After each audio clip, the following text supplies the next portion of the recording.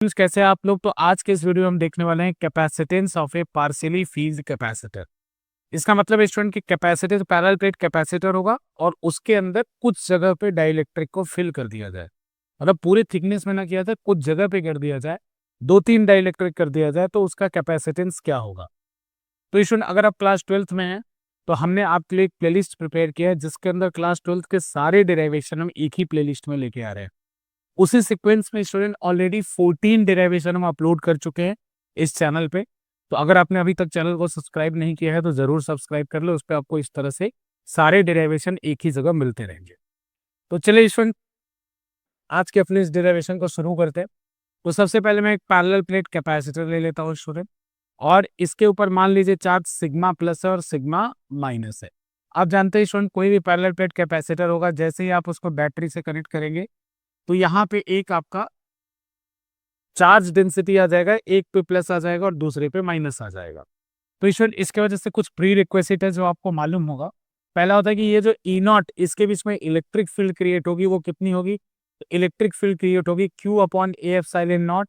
यानी अगर मैं सिग्मा के टर्म में बात करूं तो सिग्मा अपॉन एप्सिलॉन नॉट।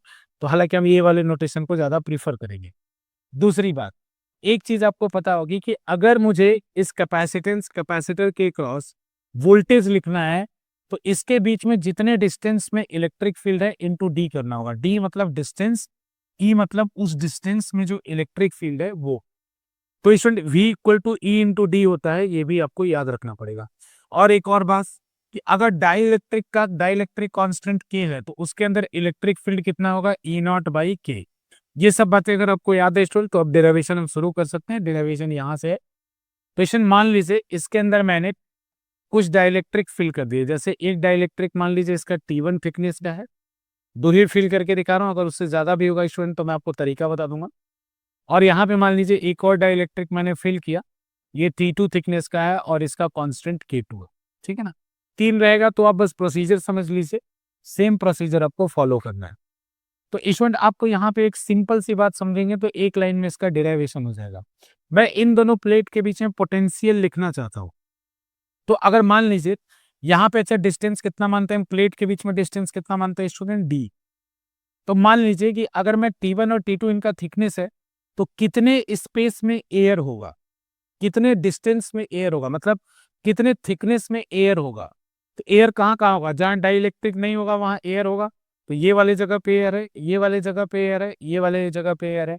तो हम ये देख ले कि भाई कितने जगह पे डाइलेक्ट्रिक है उसको डी में से माइनस कर दें तो उतनी जगह पे एयर आ जाएगा। तो यानी कितने जगह पे एयर है तो D minus T1 plus T2 जगह एयर है। D minus T1 plus T2 जगह एयर है। तो जहां एयर होगा वहां इलेक्ट्रिक फील्ड की वैल्यू एयर वाली होगी, ई नॉट बाई के। तो स्टूडेंट मैंने लिखा कि वहां इलेक्ट्रिक फील्ड होगा ई नॉट, जहां पे क्या है, जहां पे एयर है। तो मैं थोड़ा इसको नीचे कर ले रहा हूँ स्टूडेंट। जहां पे एयर है वहां पे इलेक्ट्रिक फील्ड जो होगा वो ई नॉट होगा। तो ई नॉट इलेक्ट्रिक फील्ड कितने जगह होगा, D minus T1 plus T2 में होगा। ये बात है समझिएगा, सारे जगह इलेक्ट्रिक फील्ड ई नॉट नहीं है, ई नॉट केवल यहाँ पे है, ई नॉट केवल यहाँ पे है, ई नॉट केवल यहाँ पे है। इसके अंदर इलेक्ट्रिक फील्ड कितना होगा, ई नॉट बाई K1 बताया था ना, के टाइम्स कम हो जाएगा। इसके अंदर इलेक्ट्रिक फील्ड कितना होगा, ई नॉट बाई K2, यानी इस डिस्टेंस में इलेक्ट्रिक फील्ड होगा ई नॉट बाई K1, इस डिस्टेंस में इलेक्ट्रिक फील्ड होगा ई नॉट बाई K2। तो अगर मुझे इस कैपेसिटेंस का टोटल वोल्टेज लिखना है तो एयर वाला वोल्टेज, एयर के वजह से जो पोटेंशियल डिफरेंस हुआ वो तो मैंने लिख लिया, क्योंकि एयर के वजह से इलेक्ट्रिक फील्ड ई नॉट था और कितने जगह में एयर था तो उसको मैंने मल्टीप्लाई कर दिया, तो एयर के वजह से पोटेंशियल डिफरेंस आ गया। लेकिन इसमें टोटल पोटेंशियल डिफरेंस ये है वो तो नहीं आया। तो उसके लिए क्या करना पड़ेगा, देखना पड़ेगा कि इस T1 लेंथ में कितना इलेक्ट्रिक फील्ड है, ई नॉट बाई K1, और कितने लेंथ में ये ई नॉट बाई K1 है तो T1। तो फिर से फॉर्मूला लगाया ई इंटू डी, लेकिन इस डाइलेक्ट्रिक के अंदर इलेक्ट्रिक फील्ड है ई नॉट बाई K1 और इसका थिकनेस है T1, तो मल्टीप्लाई किया V equal to E into D.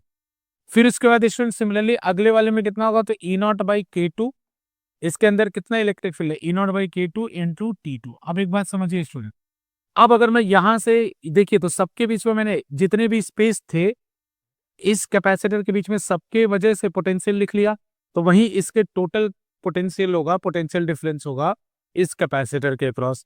तो बस आपका आंसर आ गया। अब करना क्या है स्टूडेंट, यहाँ के बाद यही स्टेप तक समझना था। जिस बच्चे को ये स्टेप समझ में आ गया, कुछ नहीं है इसके बाद तो एक स्टेप लिखेंगे स्टूडेंट और आंसर आ जाएगा। कैसे लिखेंगे तो देखिए, आप ई नॉट को कॉमन ले लीजिए। ई नॉट को कॉमन लेंगे तो यहाँ पे आ जाएगा, ब्रैकेट बड़ा लगा ले रहा हूँ, D minus T one plus T two, ठीक है। और उसके बाद यहाँ बचेगा student T one upon K one plus T two upon K two बचेगा, T two upon K two बचेगा, ये बचा, ठीक है। उसके बाद अब मैं क्या करिए, ई नॉट की वैल्यू को फिल कर लीजिए।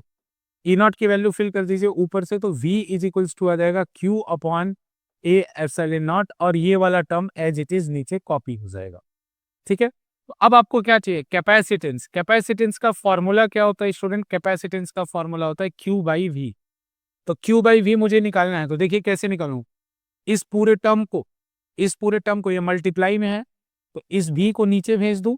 देखिए स्टूडेंट, ये v है, इसको नीचे भेजिए, ए एप्सिलॉन नॉट को इधर भेजेंगे तो ऊपर चला जाएगा, ये v नीचे आएगा, और ये ए एप्सिलॉन नॉट ऊपर चला जाएगा, और ये वाला पूरा टर्म नीचे आ जाएगा। तो अगर आप q बाई वी लिखेंगे, तो जैसे अगर आपको कंफ्यूजन हो तो आप क्रॉस मल्टीप्लाई करके लिख लेना, जैसे इसको पहले उधर भेज देना, फिर v को नीचे भेजना।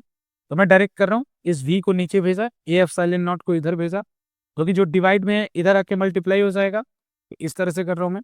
इधर आ जाएगा ए एप्सिलॉन नॉट, और ये वाला जो पूरा टर्म है स्टूडेंट, ये जो पूरा टर्म हमने लिखा है, वो इसके नीचे डिवीजन में आ जाएगा।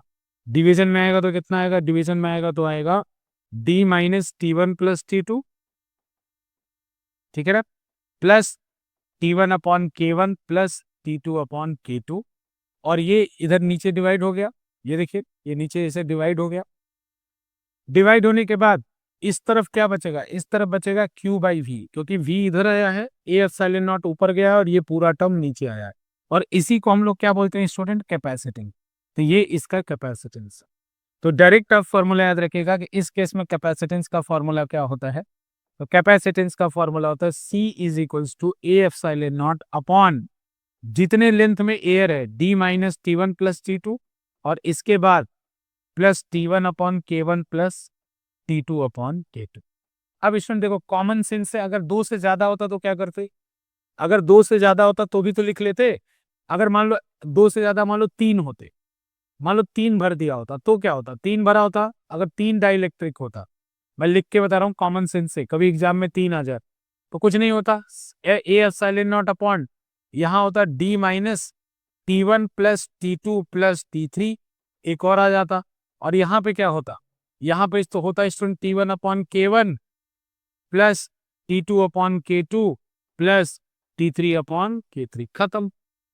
ये आपका आंसर हो। तो यहाँ से भी आप ऐसे निकाल सकते हैं चीजों को, अगर आपको प्रॉब्लम हो तो। ये स्टूडेंट हमारा जो 15th डिराइवेशन है। तो स्टूडेंट उम्मीद है आपको पसंद आया होगा ये डिराइवेशन, और ऐसी ही चीजों को देखने के लिए आप हमारे चैनल को सब्सक्राइब जरूर करें। Thank you.